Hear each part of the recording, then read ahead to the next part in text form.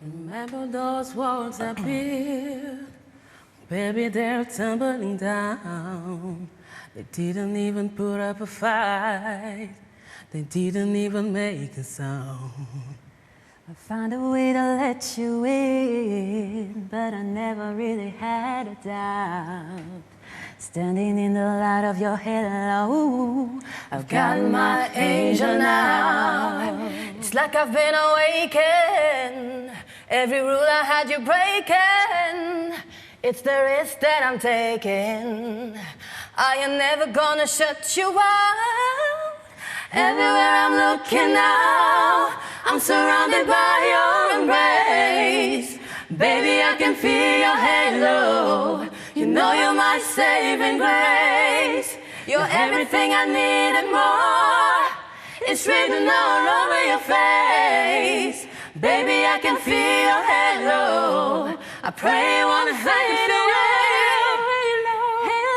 I can feel your halo, halo, halo. I can feel your halo, halo, halo. I can feel your halo, halo, halo.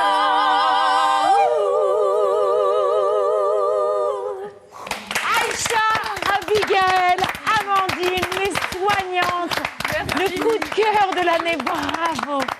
Merci beaucoup, mesdames. Le meilleur pour la suite. Merci d'avoir accepté notre invitation. On conclut cette émission comme tous les soirs avec les actualités de Bertrand. Merci, c'est bon. Les frissons. Pardon. Bonsoir, nous sommes le 14 décembre, voici ce que vous ne verrez pas dans l'ABC ce soir. Kim Jong-un qui a reçu son avis de taxe foncière. Ah ouais, quand même. Ah, ça fait mal. La version hivernale des Power Rangers. Force Rose affrontée Force Rouge. Et Ashley Chevalier, fascinée par son invité sur les dépassements d'honoraires. Il faut maintenir la confiance des médecins, mais nous, on pense qu'il y a un chemin à trouver qui soit aussi dans l'intérêt des patients. On parlait bûches de Noël. Venez demain parce qu'il y aura des bûches a priori sur le plateau. Et ça nous intéresse 1000 fois plus que ce que disait la dame dans le Skype. À la une de ce jeudi, ce fait divers glaçant, Claude François doit se retourner dans sa tombe.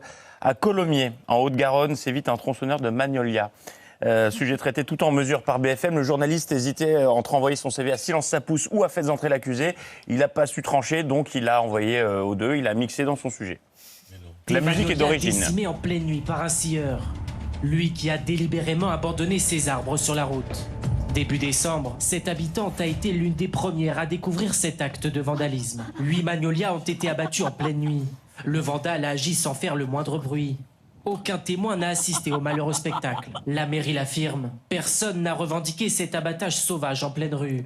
Difficile donc de comprendre le mobile. Une enquête a été ouverte. En attendant, les habitants craignent que le scieur repasse à l'action.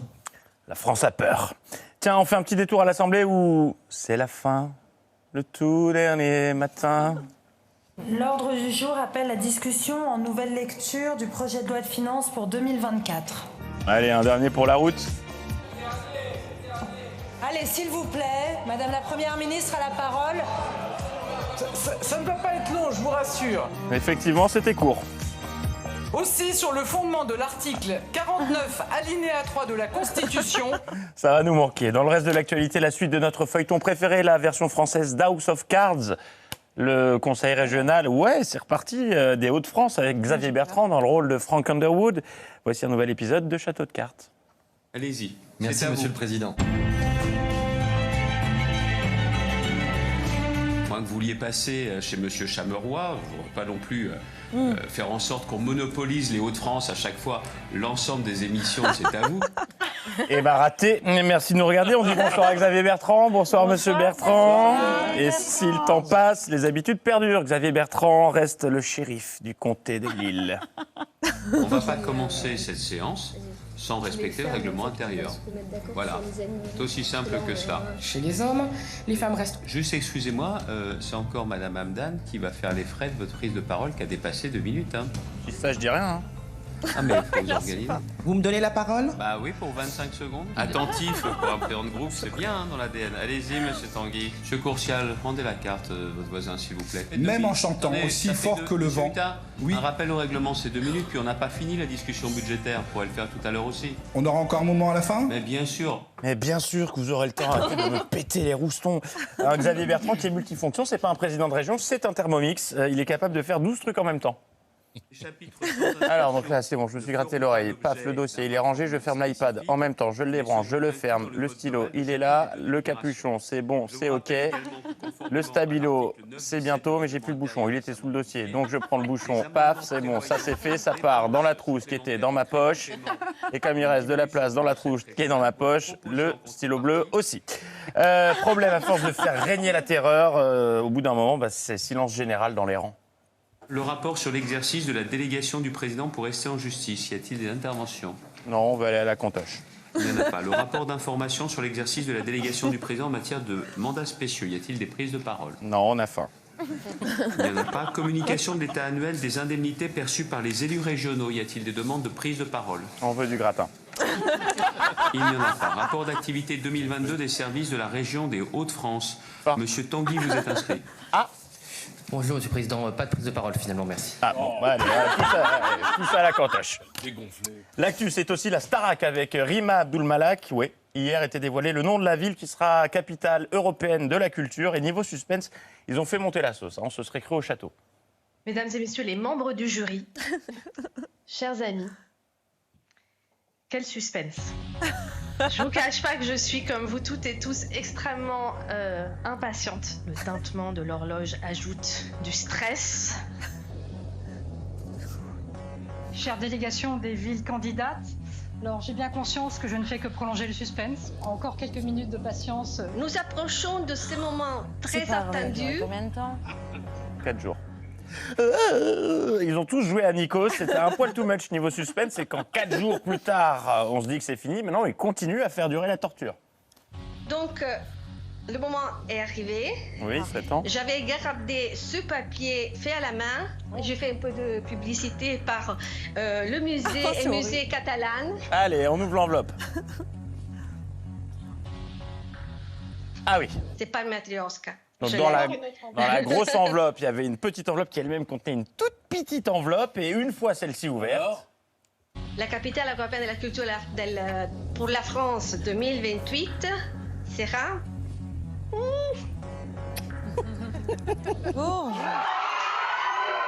Vous avez rajouté les cris, non? Ce sont les vrais cris. Ah oui, oui. Ils avaient commenté. Mais donc, ils ont fait beaucoup de suspense pour rien. Le maire de Bourges qui le savait et qui en a profité pour rappeler aux autres villes qu'elles n'ont pas gagné. Mes premiers mots iront à mes amis qui ont perdu, qui sont ici présents. Et qui ont perdu. Le maire de Montpellier. Qui est un loser. Le maire de Clermont-Ferrand. Qui est nul. Le maire de Rouen. Qui est nul aussi. Car j'imagine la déception qui les traverse. Alors que moi, je suis hyper heureux parce qu'on a gagné. Tiens, partons dans l'Ouest à la découverte de notre nouveau programme favori, programme dans lequel les jingles ont tendance à partir un poil trop tôt. Et voilà. Alors, on commence tout de suite par une très bonne initiative au début du mois. Donc,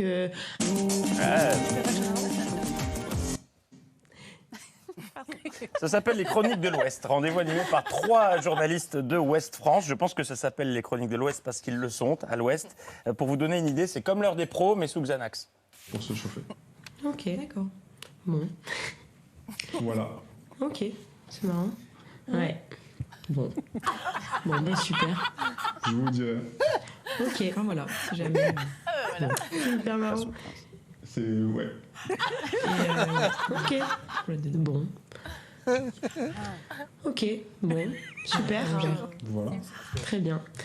Ah non, c'est pas un sketch. Non, c'est juste une équipe qui est hyper complice et le team building fonctionne vachement bien. Le montage aussi. Ouais. Non, ils ont vraiment passé 10 minutes à dire oui, bon, voilà. Direction, vraiment, maintenant, la vraie heure des pros, dont le thème d'énervement du jour était le sapin de Noël de l'Élysée, en compagnie des élèves de la Starac. Pourquoi vous critiquez tout? Qu'est-ce qui vous choque que la Star... Enfin, franchement, mais parce que ça n'a pas de tenue. Star Academy, je ne la regarde pas. Eh ben, laissez pour les jeunes. Non, mais qu'est-ce qui est vulgaire? Ce mélange des gens. Mais pourquoi? Mais c'est... En fait, c'est le Noël des... Enfin, vous êtes vraiment des ringards. Oui, voilà.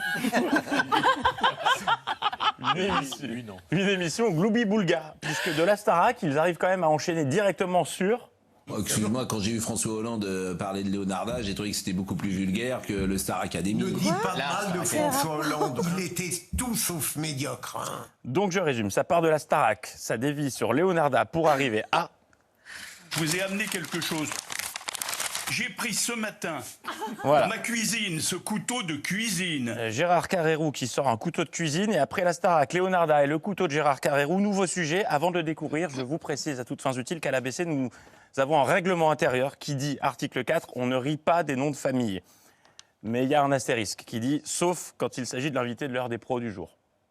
Hélène Sussman est avec nous. Bonjour madame. Bonjour. Et merci d'être avec nous. Le sexe des hommes. Oh non. Donc Starac, Leonarda, couteau et madame Sussman pour parler érection avec un Pascal Pro vantard. Sujet dont on va parler maintenant, a priori ne vous concerne pas, l'érection sans tabou. Voilà ce dont on va parler. C'est un sujet qui nous passionne, donc évidemment on va pouvoir en parler ensemble. Voilà, les problèmes d'érection, ça ne nous concerne pas, car évidemment, les questions que posait Pascal, c'est pas pour moi, hein, c'est pour un pote. Hein. Quand faut-il s'inquiéter d'un homme qui n'avait aucun souci en bonne santé, c'est ça qui nous intéresse, qui n'avait pas forcément 40 ans, 45 ans, 50 ans, et qui tout d'un coup, sans raison apparente, se retrouve dans une difficulté érectile. Je vous remercie, c'est pas des consultations personnelles, bien sûr, que vous livrez ici. Vous êtes à Paris Alors maintenant, j'ai été longtemps installée à Créteil. Et aujourd'hui, vous êtes Et maintenant, je suis dans le cabinet du docteur Virag à Paris. Et dans quel arrondissement de Paris? Vous me donnez le digicode. C'est pas pour moi, hein, c'est pour un pote. L'info continue demain. Bonne soirée. Ah, oui. Bravo Bertrand. Merci beaucoup à vous d'avoir accepté notre invitation ce soir. C'était magique de vous avoir avec nous. Merci. Bravo à vous. Ma France à moi, ça sort mercredi prochain au cinéma. Il faut aller le voir. Si vous voulez bien tous vous tourner vers Séverine pour saluer nos téléspectateurs. Tout de suite, la soirée séance grand format de Mathieu Vidard. On parle de la Tour Eiffel ce soir, un rêve visionnaire à l'occasion du centenaire de la mort de Gustave Eiffel. Voilà, en fin d'année 2023. Excellente soirée sur France 5. À demain, 19h en direct. Ciao.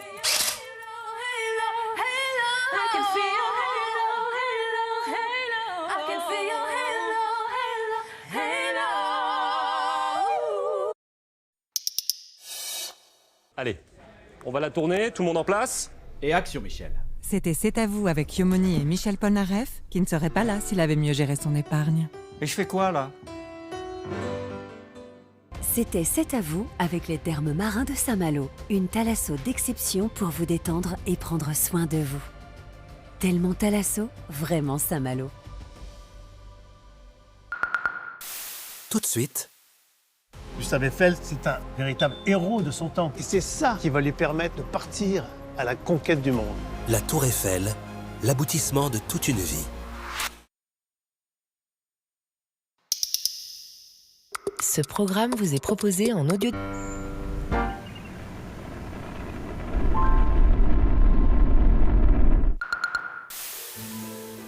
À 22h40, dans C'est ce soir, une question. La crise de l'école est-elle une crise de l'autorité? C'est l'avis du ministre de l'Éducation, Gabriel Attal, après les incidents qui sont multipliés ces dernières semaines. Attaques au couteau, profs menacés qui exercent leur droit de retrait, cours contestés par les élèves mais aussi par leurs parents. Alors faut-il revenir à une éducation à l'ancienne, avec plus de verticalité, ou ce discours est-il une réponse simpliste, une sorte de pensée magique en décalage avec notre époque? On en débat à 22h40.